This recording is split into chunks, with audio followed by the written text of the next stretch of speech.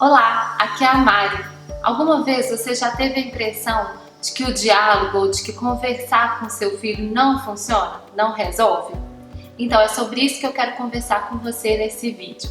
Eu já escutei várias vezes, já recebi várias mensagens de famílias me perguntando o que eu faço, Mari, para o meu filho me escutar, para o meu filho entender o que eu falo com ele quando eu converso, né? Eu tento conversar, eu tento dialogar, eu tento ser gentil nas minhas palavras e mesmo assim não funciona. Por que isso acontece, né?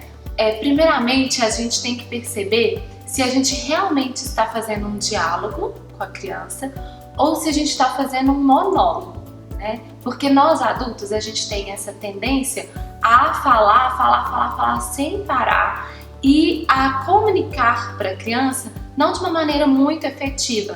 Então, às vezes a gente acha que mesmo porque a gente está conversando de uma maneira gentil, ou porque a gente não está gritando, ou porque a gente não está mandando, ou mandando de uma maneira gentil, sutil, a criança vai absorver aquilo, vai aceitar e ela teria que fazer, já que eu não estou brigando com ela, né? E muitas vezes nesse processo a gente fica muito mais no monólogo em que só eu falo com a criança, só eu digo algo para a criança e ela não tem oportunidade de dizer nada de volta para mim. Então, quando a gente usa a palavra diálogo, a gente tem que lembrar que, na verdade, o diálogo são duas pessoas, né? E então é o adulto e a criança dialogando, se comunicando, né? Para essa comunicação ser efetiva, a primeira coisa é isso, a gente pensar sobre isso, sobre o quanto a gente tem usado mais monólogos ou realmente experimentado, né, o ato de dialogar com a criança, de falar, de dar um tempo para ela falar de volta, da gente escutar ela, saber o que ela pensa, né? De dar a vez, de dar a voz para essa criança. Outro ponto importante quando a gente fala que conversar não funciona é porque a gente tem uma certa tendência a querer que no momento que a gente fala as coisas, tudo se resolva, né? Então eu tô pedindo a criança para guardar os brinquedos, eu falei aquilo naquele momento e eu quero que resolva naquele momento. Nós somos uma sociedade muito imediatista e isso se repercute em vários aspectos da nossa vida, inclusive na nossa relação com os nossos filhos. E a gente espera que eles cumpram todas as coisas no momento exato em que a gente fala.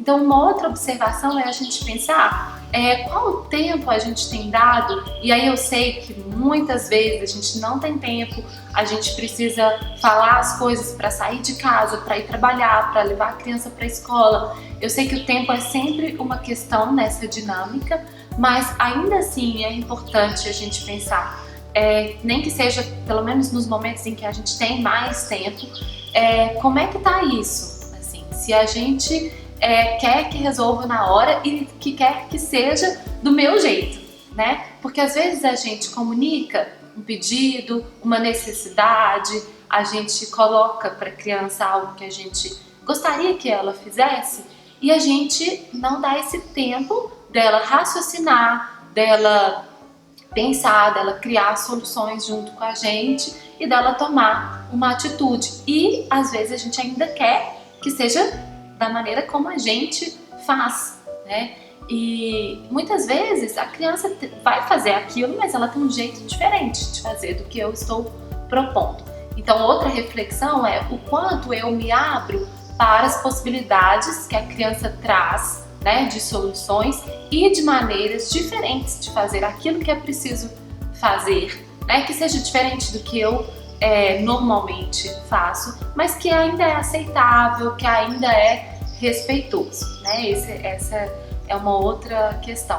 E aí eu também queria dar algumas sugestões de estratégias, pequenas estratégias que a gente pode utilizar nessa comunicação para que ela seja uma comunicação mais efetiva, né? Que ela seja uma comunicação mais respeitosa, não só no tom de voz, porque às vezes a gente está usando um tom de voz super legal, olhando até nos olhos da criança, se abaixando na altura dela, mas a gente falta ainda mais estratégias para que essa comunicação seja mais efetiva. Então, primeiro é perguntar. Sempre que a gente pergunta, isso gera na criança um senso de pertencimento, senso de aceitação, senso de que eu sou amada, de que eu sou importante. Porque se a minha mãe ou se o meu pai está me perguntando, poxa, ele faz questão de me ouvir, né? O que eu tenho a dizer é importante. Então a criança, ela se engaja no diálogo, na comunicação, de uma maneira mais eficiente, de uma maneira mais cooperativa, quando a gente faz perguntas para ela. Isso é fato, né? A outra forma a outra estratégia da gente estabelecer uma comunicação mais efetiva com a criança é validando os sentimentos dela.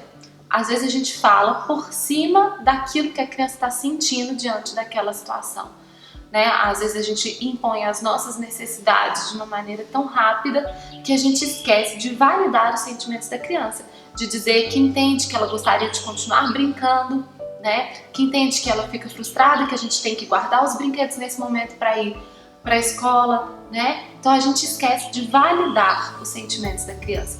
Quando eu valido os sentimentos da criança, eu me coloco num lugar de empatia com ela e ela recebe o próximo passo, que seria então a solução que a gente precisa fazer, guardar os brinquedos para sair rápido para a escola, com muito mais acolhimento, porque eu estou sendo empática com o que ela está sentindo.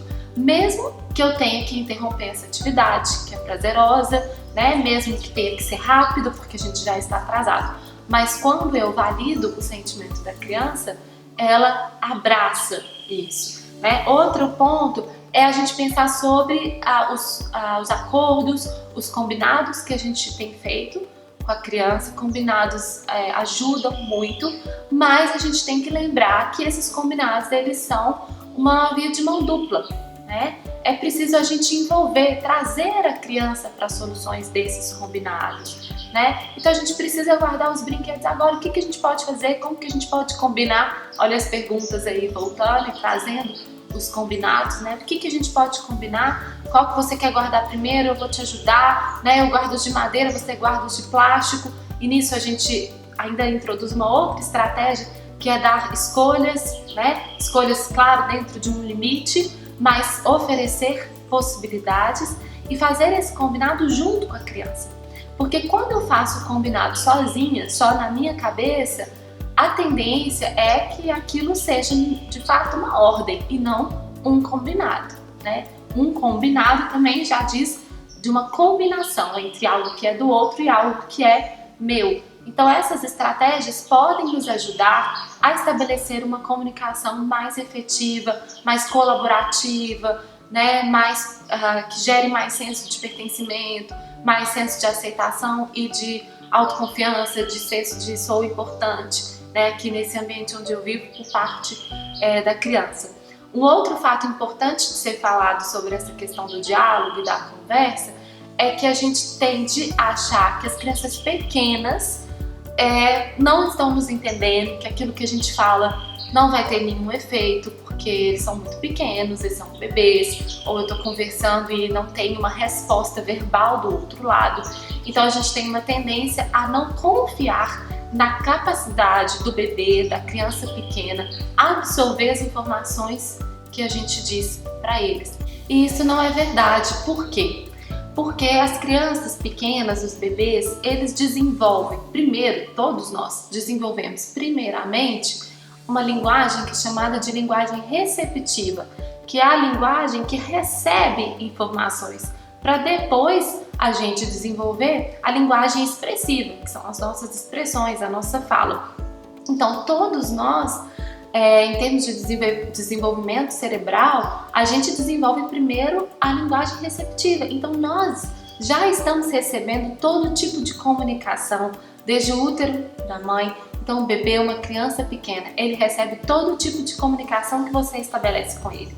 A grande diferença é sim que ele não fala de volta com você, mas ele faz gestos, ele demonstra através do rosto, né, que ele está entendendo ou que ele não está entendendo. Existe uma série de observações que a gente pode fazer na criança pequena, né, que a gente vai perceber essa devolução deles, que não seja uma forma verbal, né, que não seja uma linguagem expressiva.